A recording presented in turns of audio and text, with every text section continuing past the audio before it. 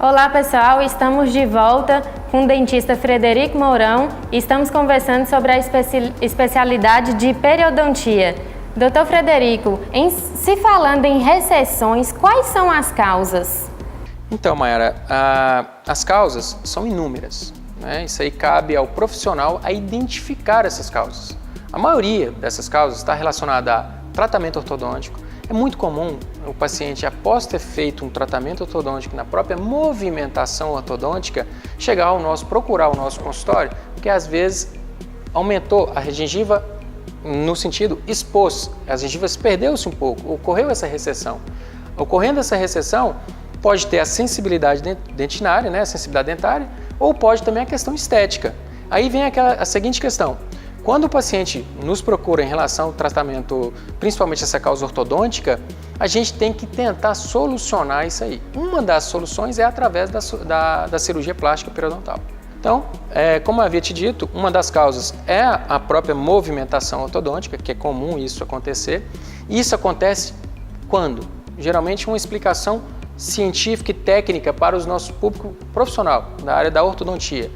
Eu peço sempre para quando for fazer essas movimentações ortodônticas, instalarem os aparelhos nos pacientes, que eles avaliam a espessura dessa gengiva, que a gente chama de biotipo periodontal, ou a espessura dessa gengiva. Porque quanto mais fina é a gengiva, menor é a quantidade, mais fina é o osso também. Então isso aí, na própria movimentação ortodôntica, pode ter os casos de abrir essas recessões. Então, o fato dele avisar o próprio paciente já é um bom trabalho de informação com o seu paciente. É um tipo de tratamento que tem que ser feito anterior ao aparelho ortodôntico. Então, é uma boa pergunta. Por quê? Porque geralmente esses tratamentos muitas vezes passam desapercebidos. E aí chega pra gente já num quadro, às vezes, de uma recessão maior, que a gente chama de uma classe 4, uma classe 3, que às vezes dificulta o prognóstico do nosso tratamento. Mas assim, não existe uma regra, existe uma parceria, que eu falo entre o profissional ortodontista e entre o profissional especialista na área de pério. Com relação a outras causas, a gente pode citar também escovação traumática. É muito comum os pacientes escovarem com escovas duras, das cerdas duras, e fazer movimento de fricção. Isso aí traumatiza tanto os tecidos duros quanto os tecidos moles, levando também ao quê? A um processo inflamatório que diminui a oxigenação da nossa gengiva. Diminuindo a oxigenação leva futuramente Isso seria uma consequência? Uma consequência. Então, a dica, né, que eu sempre falo, um método ideal de procurar um método ideal de higiene, de escovação, e sempre utilizar escovas de cerdas macias ou extra macias, principalmente esses pacientes que têm essa gengiva mais fina. Outras causas também está relacionada a doenças periodontais, né, próprio processo inflamatório, enfim, traumas, piercings, tudo que os pacientes às vezes usam, né? Então, todos esses são inúmeras as causas, são, como diz, a gente fala que na nossa linguagem, elas são multifatoriais, ok? Sim. Frederico, o que esses pacientes esperam ao procurar para realizar esse tipo de procedimento? Então, primeiro, a principal consequência é a perda do dente. Se não deixar, a tendência das recessões ou retrações gengivais é aumentar ao longo do tempo.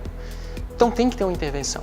Uma coisa que eu gosto de frisar bastante em relação a isso é que os pacientes têm que ter o cuidado, e o próprio colega, que às vezes não é da área da periodontia, que às vezes, para melhorar essa questão da recessão gengival, eles fazem procedimentos reabilitadores, por exemplo, resinas, para tentar cobrir essa raiz.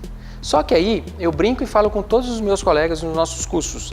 Resina é para ser colocada no lugar onde tem coroa. Onde que tem raiz, o ideal é fazer os recobrimentos radiculares, que é na área da cirurgia plástica. Estes procedimentos, eles podem ser feitos em consultórios? É necessário um hospital? Não. Esses procedimentos podem ser a nível ambulatorial, seja dentro do nosso próprio consultório, tá? Sob anestesia local. Procedimentos tranquilos, né? É claro que o pós-operatório ele vai requerer do paciente, né, um repouso, enfim, um certo cuidado, como se fosse uma cirurgia, né, comum. Qual é o tempo de duração, Frederico, da cirurgia? Então, o tempo varia, né? Mas em média de 45 minutos a 1 hora em média, uma cirurgia dessa. E chega a ter alguma contraindicação para essa cirurgia? A contraindicação, em relação às cirurgias plásticas, primeiro a contraindicação sistêmica. A contraindicação em relação ao estado de saúde do paciente. Essa é a primeira contraindicação. A segunda contraindicação está baseada nos protocolos que nós temos para cirurgias plásticas periodontais e periimplantares. Protocolos são esses, se aquele caso tem condição de ser operado ou não, se o prognóstico, a expectativa daquele caso vai ser boa em relação ao tratamento, mas os cuidados que temos que ter basicamente e essencialmente é a questão da saúde sistêmica do nosso paciente.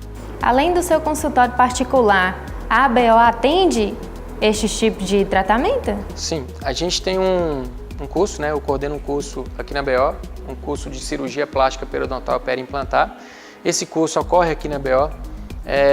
Os pacientes, as pessoas interessadas, a nossa equipe tem o dia certo, né, de fazer essa triagem. A gente realiza essa triagem de um custo menor para esses pacientes e é realizada aqui dentro da BO mesmo. Tá? Esses critérios de seleção vêm a isso tudo que a gente falou anteriormente na nossa entrevista, ok? E a gente pode citar também o aperfeiçoamento em periodontia e a cirurgia plástica periodontal. Mas nós vamos para um rápido intervalo e voltamos no terceiro bloco com as explicações sobre os cursos com o Dr. Frederico. Voltamos já já.